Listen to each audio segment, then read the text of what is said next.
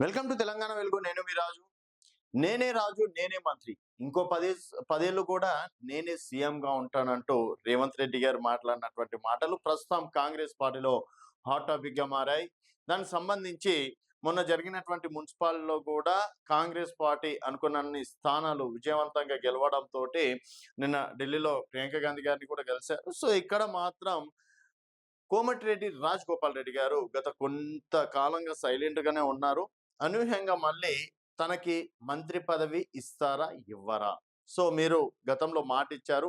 మాట మీద నిలబడాలి.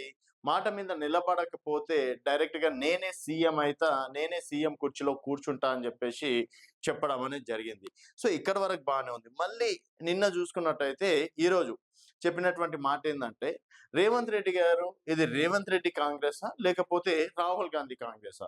ఎందుకంటే అధిష్టానం అనేది ఎప్పుడు ఎవరిని సీఎం చేయాలి, ఎంతవరకి ఎన్ని రోజులు సీఎంగా చేయాలనేది అధిష్టానం చూసుకుంటది. అంతేగాని ఏదో స్థానిక పార్టీలాగా నాదే పార్టీ, నేనే సీఎంగా ఉంటా అంటే మాత్రం ఇక్కడ కుదరదు.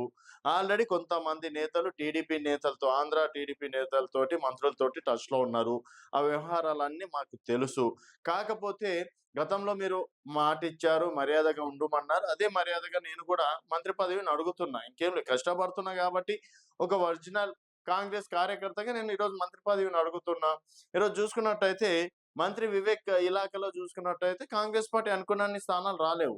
మరి అట్లాంటిది నాకు ఏ బాధ్యత ఇచ్చినా చామల కుమార్ ఎంపీగా భువనగిరి నుంచి కిరణ్ చామల గారిని గెలిపించుకున్నా. తర్వాత ఈరోజు మున్సిపాల్‌లో గూడా కాంగ్రెస్ పార్టీ జెండా ఎగిరేసిన. అలాగే సర్పంచ్ ఎలక్షన్స్‌లలో, వార్డ్ మెంబర్ ఎలక్షన్స్‌లలో గూడా కాంగ్రెస్ పార్టీ సపోర్ట్ తోటి భారీ విజయాన్ని అందించిన. ఎన్ని చేసినా గూడా ఎందుకు నాకు మంత్రి పదవి ఇవ్వట్లేదు? అలాగే ఏకపక్షాధిపత్యం నిర్ణయం తీసుకోవడానికి రేవంత్ రెడ్డి ఎవరు? రేవంత్ రెడ్డి గారు గతంలో షార్ట్ టైమ్‌లో సరే మేమందరం కష్టపడ్డాం. రేవంత్ రెడ్డి గారు ఈరోజు సీఎంగా కూర్చున్నారు. 5 ఏళ్ల పాటు సీఎంగా ఉంటారు. ఓకే. దానికి అందరం యాక్సెప్ట్ చేస్తాం. సరే నాకు మంత్రి పదవి ఇస్తారా? ఇవ్వరా? అనేది పక్కన పెడితే మరొక 5 సంవత్సరాలు కూడా నేనే సీఎంగా ఉంటా అని చెప్పేసి గతంలో వైఎస్ రాజశేఖర రెడ్డి గారు కావచ్చు, ఎవ్వరు కూడా ఈ విధంగా మాత్రం ప్రకటించుకోలేదు. సో మరి ఇది రాహుల్ గాంధీ కాంగ్రెసా? లేకపోతే రేవంత్ రెడ్డి కాంగ్రెసా? లేకపోతే ఇక్కడ రేవంత్ రెడ్డి గారు చెప్పిందే వినాలా? అండ్ ఒరిజినల్ కార్యకర్తలకి ఎంతమందికి ఈరోజు పదవులిచ్చారు? ఒరిజినల్ కార్యకర్తలకి ఈరోజు ఎంతమందికి న్యాయం చేశారన్నది ప్రశ్నించుకోవాలి. సో మర్యాదగా మీరిచ్చినటువంటి మాట ప్రకారం నాకు మంత్రి పదవి ఇస్తే బావుంటుంది. లేకపోతే నేనే ముఖ్యమంత్రినవుతా. ముఖ్యమంత్రి స్థానం నాదే. గత ఎన్నికల్లో, వచ్చే ఎన్నికల్లో మరి నా ప్రతాపం ఏంటో నేను గూడా చూపిస్తా అంటూ గూడా రాజగోపాల్ రెడ్డి గారు చెప్పడంతోటి మరి ప్రస్తుతం కాంగ్రెస్ పార్టీలో హాట్ టాపిక్‌గా మారింది. ఇంకో మాటేందంటే, ఆయన ఇంకో 5 సంవత్సరాలు ముఖ్యమంత్రి అవుతా అని జెప్పేసి చెప్పినప్పటికీ, ఇక్కడ ఉన్నటువంటి కాంగ్రెస్ మంత్రులు గావచ్చు, అలాగే పీసీసీ చీఫ్ మహేష్ కుమార్ గౌడ్ గారు గావచ్చు, ఎందుకు ఖండించలేకపోతున్నారు? ప్రతిసారి నేనే ఖండిస్తున్నా. మళ్ళీ నేనే కాంగ్రెస్ పార్టీకి అదొక పెద్ద శత్రువుగా నన్ను చూస్తున్నారు. నేను ఉన్న మాటనే చెప్తున్నా. కాంగ్రెస్ సాంప్రదాయాలు ఏంటనేది కరుడు గట్టిన కాంగ్రెస్ నేతలు అందరికీ తెలుసు. తర్వాత తెలిసినప్పటికీ కూడా ఈ విధంగా మాట్లాడితే డెఫినిట్‌గా ఖండించాల్సిన బాధ్యత మీ పైన గూడా ఉంది.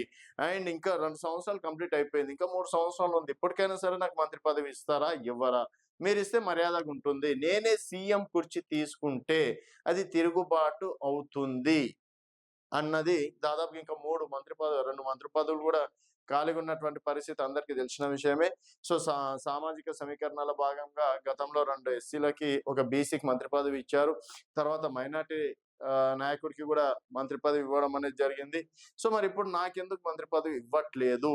దీనిపైన తొందరగా యాక్షన్ తీసుకోవాలంటూ గూడా మళ్ళీ ఒక్కసారిగా రాజగోపాల్ రెడ్డి గారు ఇటు ముఖ్యమంత్రి గారిని టార్గెట్ చేస్తూ కొన్ని విషయాలు మాట్లాడడం ప్రస్తుతం సంచలనంగా మారింది. మరి రాజగోపాల్ రెడ్డి గారి బాటలో మరికొంతమంది వస్తారా? లేకపోతే చూసి చూడనట్లు వదిలేస్తారా? లేకపోతే టైం కోసం ఎదురు చూస్తున్నారా? అనేది వేచి చూడాల్సిన విషయం. అండ్ రాజగోపాల్ రెడ్డి గారు ఒక శపథం చేశారు. ఇప్పుడు గనక మంత్రి పదవి ఇవ్వకపోతే ముఖ్యమంత్రి అవుతానని చెప్పేసి ఒక శపథం చేశారు. మరి రాజగోపాల్ రెడ్డి గారు ముఖ్యమంత్రి అవ్వడం అంత సులువా? లేకపోతే కొత్త పార్టీ సైడ్ ఏమన్నా మళ్ళీ చాయిసెస్ ఉన్నాయా? అండ్ కాంగ్రెస్ పార్టీ నుంచే సీఎం సీటుని తెచ్చుకుంటారా అనేది మీ అభిప్రాయాల కింద కామెంట్ రూపంలో తెలియజేయండి. చూస్తూనే ఉండండి తెలంగాణ వెలుగు.